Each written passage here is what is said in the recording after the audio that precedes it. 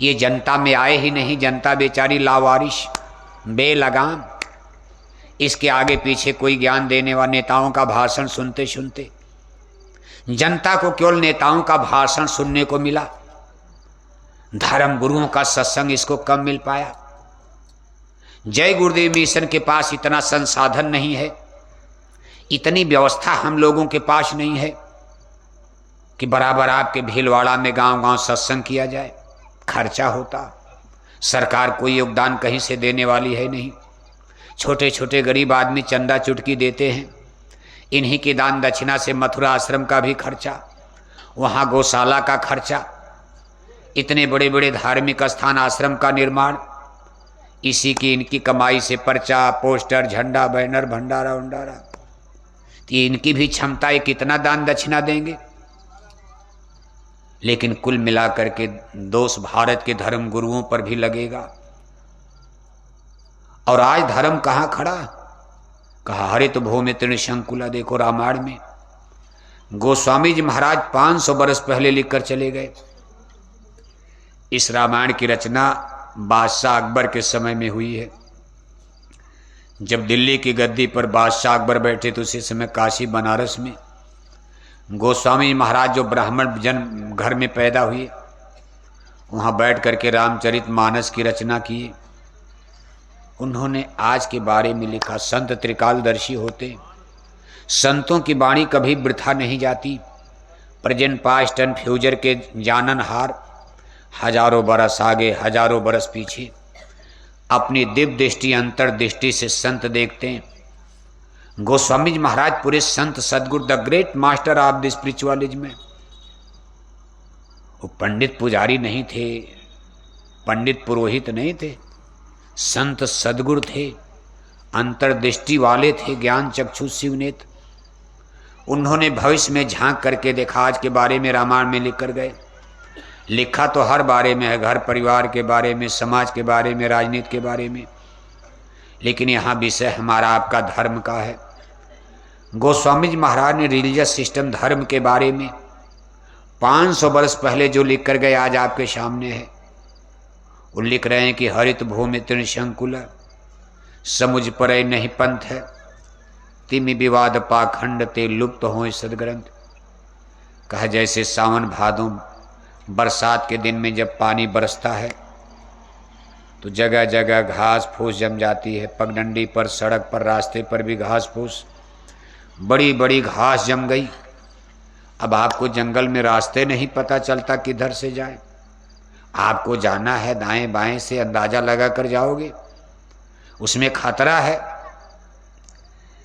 कहीं सांप बिच्छू बैठा है काट खाएगा, कहीं गड्ढा है पैर पड़ गया तो फ्रैक्चर हो जाएगा, पैर टूट जाएगा। ये दृष्टांत और प्रमाण देते रामायण के रचयिता लिख रहे कि आगे धर्म संकट में आ जाएगा। शाश्वत सनातन सच्चा धर्म दब जाएगा नीचे, उसके ऊपर नकली झूठा धर्म, आडंबर पाखंड का छा जाएगा। तिमि विवाद पाखंड ते लुप्त हो सद, लुप्त माने गुप्त, सदग्रंथ सच्चा ज्ञान गुप्त हो जाएगा। नकली झूठा ज्ञान, आडंबर पाखंड, अंधविश्वास का चारों तरफ फैल जाएगा। उसका परिणाम क्या निकलेगा? लोग अंदाजा लगाकर धर्म करने लगे। कोई बताने वाला नहीं मिलेगा, कोई रास्ता दिखाने वाला नहीं, भाई नहीं ये गलत ये सही है।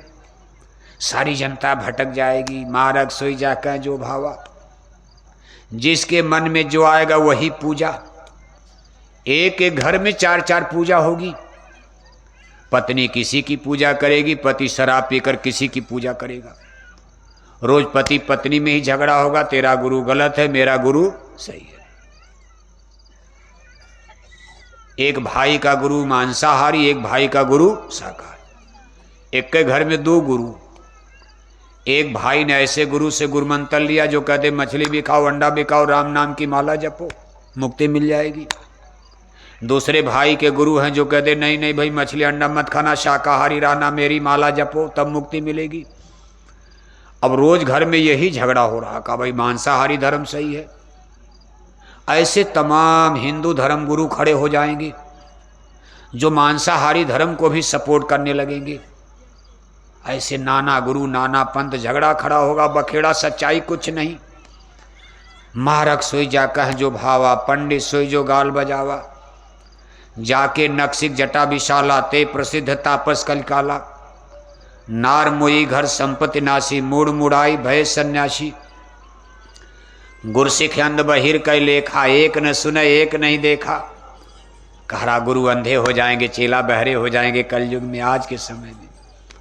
और कब लिख रहे हैं? 500 साल पहले लिख रहे हैं। कहा जब घनघोर कलयुग आएगा तो गुरु अंधे हो जाएंगे, चेला बहरे हो जाएंगे। अंधे माने इस आँख का अंधा नहीं, यानी ज्ञान के अंधे हो, कोई ज्ञान नहीं, ज्ञान शून्य हो जाएंगे। और चेला बहरे का मतलब चेला गुरु की सुनेगा ही नहीं, जो मन में आएगा वही करेगा। गुरसिख अंध बहिर कै लेखा, एक न सुने एक नहीं देखा। हरै शिष्य धन शोक न हरई, सो गुरु घोर नरक में पड़ई। कहा सारी गुरुआई दक्षिणा के लिए हो जाएगी, पैसे के लिए। पैसे पर ही धर्म खड़ा हो जाएगा और फिर ऐसे गुरु नरकगामी होने लगेंगे। कहा तामस धर्म करे नित, जब तब व्रत मगदान। देव न बरसें धरन पर, बुए न जामे धान। कहा सारा धर्म ही तामस माने अशुद्ध हो जाएगा। सबका मन गंदा, सबकी बुद्धि गंदा, सबका विचार गंदा, सबका तन गंदा, सबका सब गंदा। तो फिर धर्म कहाँ शुद्ध रहेगा? वो भी गंदा हो, तामस माने अशुद्ध हो जाएगा। गुरु महाराज देखो इस पर अपने सत्संग में, अपने गुरु महाराज कभी कभी एक दृष्टांत कथानक कथा कहानी सुनाते थे। आपने वो जमाने में सुना होगा, नहीं सुना हो तो सुन लो। गुरु महाराज कहानी में कहते थे कि नदी के किनारे एक नदी थी। उस नदी के किनारे देवी का बड़ा एक सुंदर मंदिर बना हुआ था बालू पर। अब नदी के किनारे बालू ही तो होता। हंस रहे, जान रहे हो लगता कथा ना, समझ में आ गया? सुना है कहीं लगता, मोबाइल में तो आता रहता है ना। चलो कुछ नए लोग आए, वो भी तो जान लें। नदी के किनारे बालू पर देवी का बड़ा सुंदर मंदिर बना था। चैत का क्वार का पवित्र महीना लगा तो 9 दिन की नवरात्रि की